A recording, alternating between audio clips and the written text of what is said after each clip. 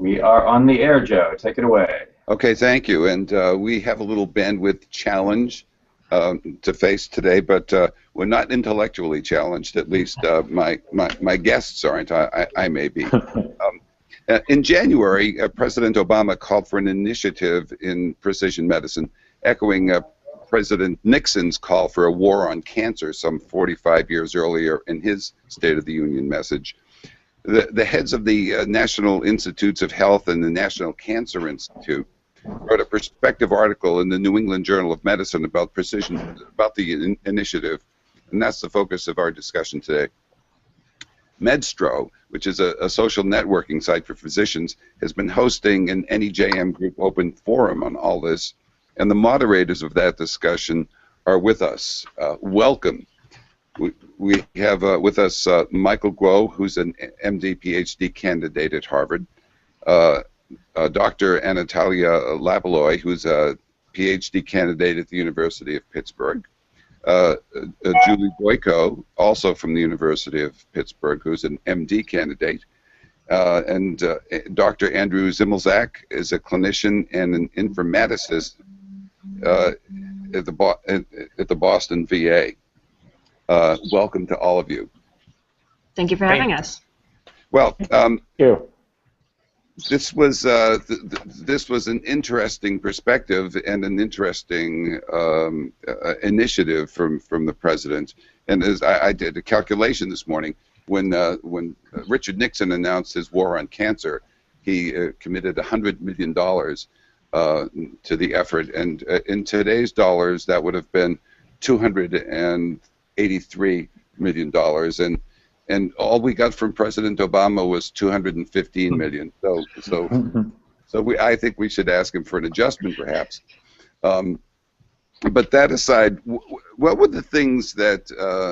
And Michael, you were the most public of the people in this discussion because you were asking the questions on behalf of your co-moderators. What were the things that surprised you about the article?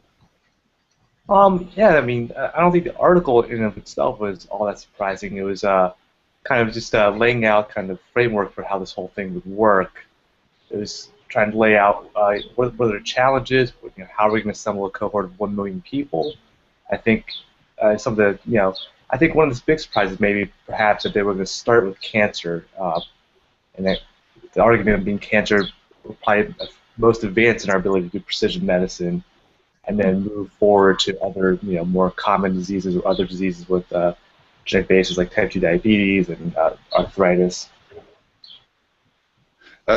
Julie, did you in the answers to the questions that Michael was posing, at least in his name on the site, were there any surprises as you were reading through them?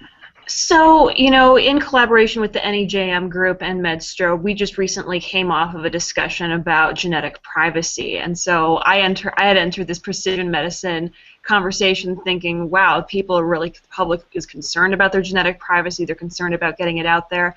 And I was really surprised to see the answers from some of the experts, especially regarding how do you assemble a database of a million person data points, and recognizing there are groups of people who are thrilled to get their genetic information out there to contribute to this genetic information to the precision medicine initiative, especially within the veterans within the VA system.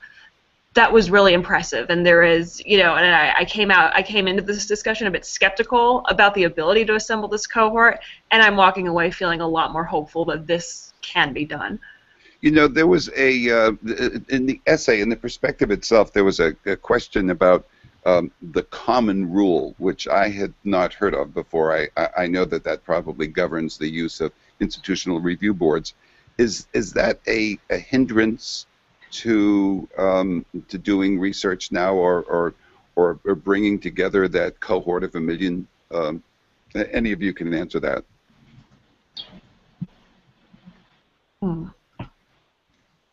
Well, that's okay. I wasn't. Could you please repeat that one time for me? I'm not sure it came through on my end. Go ahead.